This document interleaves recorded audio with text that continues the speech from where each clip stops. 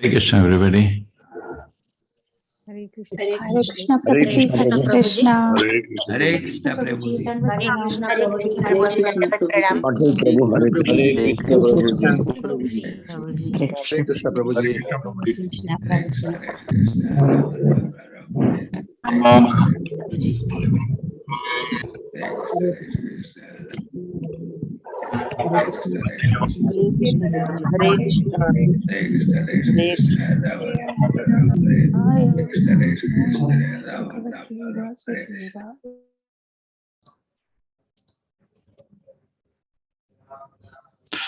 Okay, so prayers to the Lord Narayana is continuing. He has appeared in the assembly of Daksha.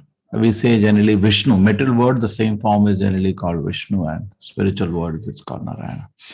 So now Vishnu, Lord Vishnu has appeared and the prayers are going on.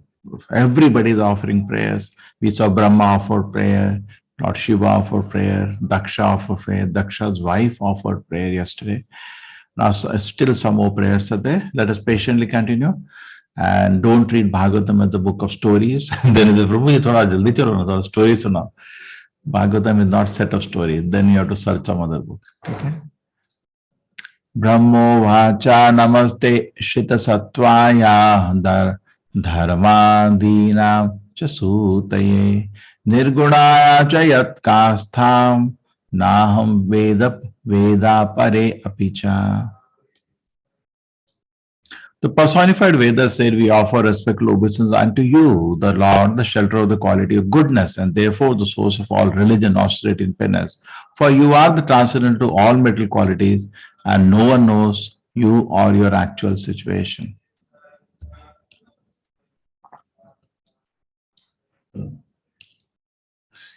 Okay. So that's what the personified Vedas are saying, that nobody knows your actual position. Okay, your shelter of the quality of goodness. That is the point here. So now Prabhupada develops on this quality of goodness. So Lord Vishnu is the superintendent, the in charge of the quality of goodness. So therefore, that is the goodness is always the source of religion, knowledge, austerity, renunciation, opulence. All comes from goodness. Generally, in your personal life, when you become more sattvic, you also develop capacity to be more austere. A rasic person is disturbed in his mind, tamasic is mad, he cannot be austere. And renunciation, knowledge, religion, these things are because all this actual peace, prosperity, knowledge, religion can be attained with the living it under the contrary of goodness in the middle world. So people are in the mode of goodness, they can achieve all these opulences. But the other two qualities, passion, ignorance, the precarious conditional life becomes intolerable. So even if suppose somebody says, I'm not interested in God, at least stay in goodness. Okay, you are not interested in God, that's your personal decision. Okay, but our request really, at least stay in goodness, you will be peaceful. But if you go to Rajoguna Tamoguna, the Prabhupada says your life will become, the pain of the life will become intolerable. Mind is harassed by material desires and goes crazy. You suffer more than anybody else. He has transcendental qualities by which he appears and manifests his pastime. That is Krishna, the Nirguna. That is say Nirakara. Nirakara, God doesn't have material form. Nirguna, he doesn't have material qualities. Actually, the transcendental qualities are manifested only to the devotees. Now, that's not easy to understand Krishna's transcendental qualities. So we need to have transcendental consciousness to be able to reciprocate and to be able to perceive. Bhagavad Gita says, Tushyanti cha ramanti cha. The devotees take great pleasure.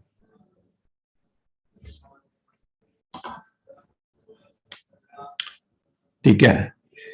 As comes the Bhagavad Gita, simply by discharging devotion service, one can understand the transcendental position of the Supreme Lord. So it is not easy to understand the transcendental position. See, just like the name. It's the ordinary vibration, no? But Prabhupada says the devotees, by sincerely chanting the holy name, realize the transcendental nature of the vibration. Otherwise, it looks material. But when every day sincerely you chant Hare Krishna, Krishna Krishna, Hare Hare, Hare Ram, Ram Ram, Hare Hare. It's a big tapasya. Many people don't chant 69 for this reason. They can't do tapasya. But when you're sincerely doing tapasya day after day, then gradually you realize the transcendental nature. Okay, 1. Agniruvacha yat tejasaham samsadi teja sam susamiddache teja havyam vahe swadhara ajashiktam tam yajniyam panchavidham cha panchabihi swishtam yajurbihi pranato asmi yagnam.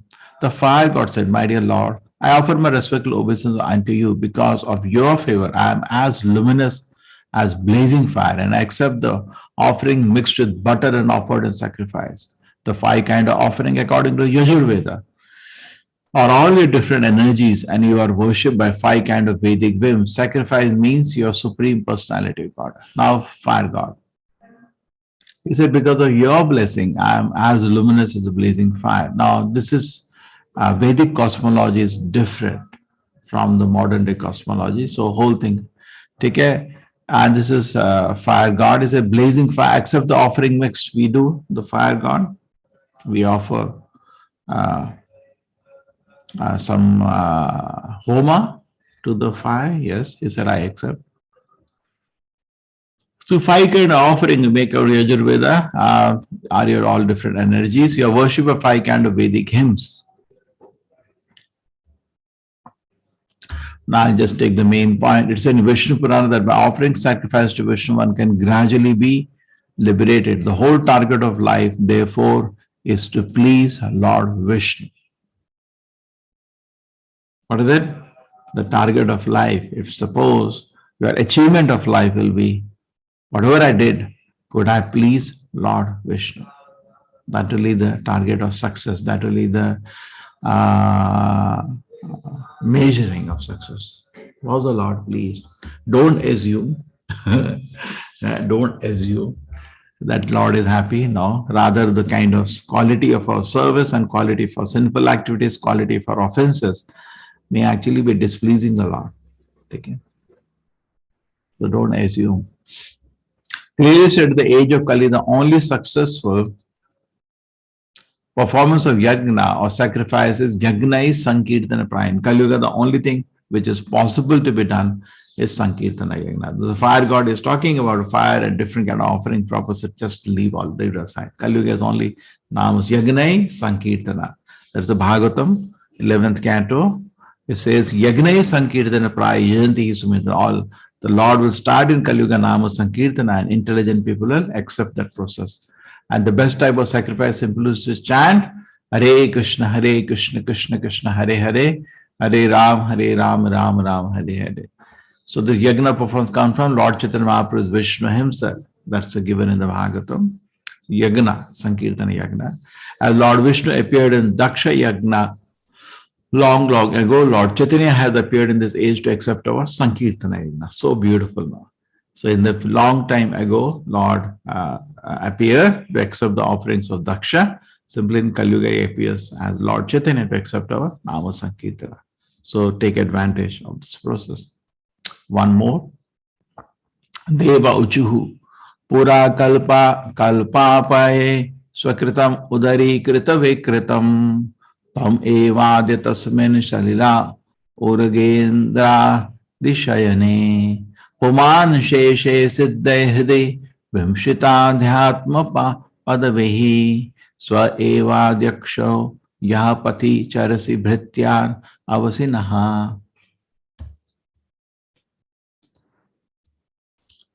The demigod said, now this is from the demigod, but dear Lord, formerly when there was a devastation, you conserve all the different energies of metal manifestation. At the time, all the inhabitants of the higher planet represented such liberated soul as Sanaka were meditating on you by philosophical speculation. Now, we see higher planets are there. That means this is not the total devastation. This is a sleeper Brahma. Every night when Brahma sleeps, there is a partial devastation, pralaya. Earth is gone, don't worry. Below Earth, everything is gone. And top 4, among the 14 we hear, top 3, 4 are remaining. That's all. You are therefore the original person, and you rest in the water of devastation on the bed of Sheshasnake. Now today, you're visible to us, who are all your servants. Please give us your protection. The devastation indicated in this verse, the partial devastation of the lower planets within the universe, and Brahma goes to sleep. Basically, as far as I could understand little, is that all Rasic, Tamasic people all have to be destroyed. Okay, only top super Sattvic people in the universe are allowed to stay, because Rasic, Tamasic means they will create nuisance, and Brahma wants to sleep peacefully. The high planetary system beginning with Mahaloka, Janaloka, Taploka are not inhabited at the time of the devastation. They don't make disturbance. They're very pure, much more than even Swargaloka. Very calm, peaceful, doing tapasya. And Brahma says, okay, you people can continue tapasya. I'm just going to have some rest. And below he destroys. And for him, it's not a big deal. Again, he creates. In the morning when he gets up, just creates. Just like we take bath and wear your clothes. Another significant point of the verse is the demigods appear all your servant, Bhrityam. Give us your protection. So this is to be noted. Devatas are always Bhrityam. Ekala Ishvara Krishna Arasa Bhritya. This is Chaitanya Charitamrita, everybody's servant. The demigod depend on the protection of Vishnu. They are not independent. So nobody, Prabhupada says, even Lord Shiva does not take any initiative without the direction of the Supreme Lord. He doesn't take any independent initiative. He just follows the directions and orders of the Lord. And definitely all of the devatas are not independent. Bhagavad Gita therefore condemns the worship of demigod because there is no need of it, and clearly states that only those who have lost their sense go asking favors from the demigod. Nashta buddhaya, no buddhi. Generally, if anyone has material desires to fulfill, he can ask Vishnu instead of going to the demigods. Actually, Vishnu don't even need to ask. He's sitting in your heart. He knows. But people, the desires become intolerable, harassment. Then hoping against hope, they run to Devi Devatas. Can you fulfill that? They simply serve the personality of God sincerely. That is for devotees with love and faith. Performing everything with that loving service, the Lord gives such devotees direct protection. Yesham tattva devtanam bhajatam priti purvakam dadami buddhi yogam tam yena mapayam. This material world is so created that one has to act sinfully, knowingly or unknowingly, and unless his life is dedicated to Vishnu, he has to suffer all the reactions and activity. You walk, you will kill some ants. Anything you do in the world, you cannot say, I'll stay sinless, like we discussed the instance of Niga. Little mistake happened and you become lizard next life. So you cannot say, I'll live a pure, pious life, good life. Not possible. Mistakes will keep happening. Therefore, only best life is a life dedicated for the service to the Lord. The material world is designed like that. It is not possible to stay sinless and work. Somewhere, some mistake will happen. The service of the Lord has direct protection from the Lord. So for one who has surrendered and dedicates his life for the service of the Lord, a direct protection of the Lord, has no fear of suffering from sinful activity, nor does he desire willingly or unwillingly to do anything that is sinful.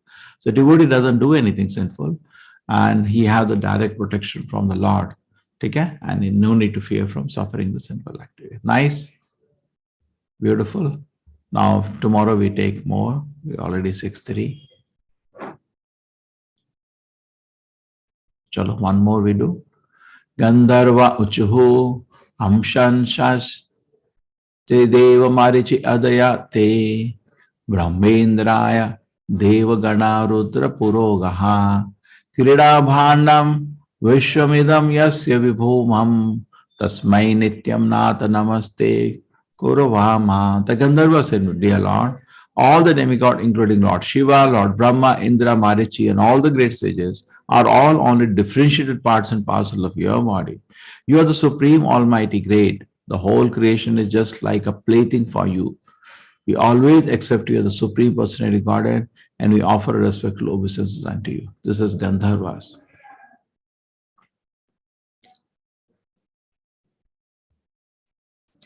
In fact, anyone can think that he is God. So it's a very important point anyway.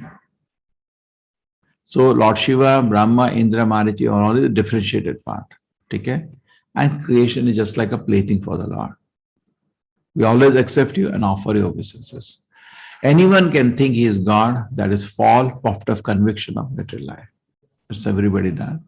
Vishnu manifestations are called Swamsha, partial manifestation living God called Vibhinasha. Chaitanya Charitamrita, it said, Ekala Ishvara Krishna Arasa. Only God is Krishna, rest all are his servants. That means that Krishna alone is the supreme personality Godhead, And all others, even Vishnu Tattva, certainly the living entity that is serving. Even the Vishnu Tattva, very interesting. Even though is non-different from God, God is one, but even they are drinking the pleasure of serving Krishna. And Balaramji is the first person to do that. Even Krishna himself wanted to taste service to himself. That is Sri Chaitanya Mahaprabhu. Baladeva, the immediate expansion of Krishna, he's also engaged in service to Krishna, always. Like Ananta, Krishna wants to lie down, so the Balaram takes that form. And certainly the ordinary living entities are serving. Everyone is created constitutionally for serving Krishna. That is our, just like the part of the body, finger. The finger should serve the body. If it is not serving, you go to the doctor, it's not moving. Hey, move! Correct? Don't you do that? So similarly, all of us being part and parcel of the Lord, just like the finger is created constitutionally for serving Krishna. Worship of Krishna alone, therefore, includes worship of all the parts and parcels, just like watering root to the tree also waters all the branches, twigs, leaves, and flowers. I think now we should stop. Thank you. Hare Krishna.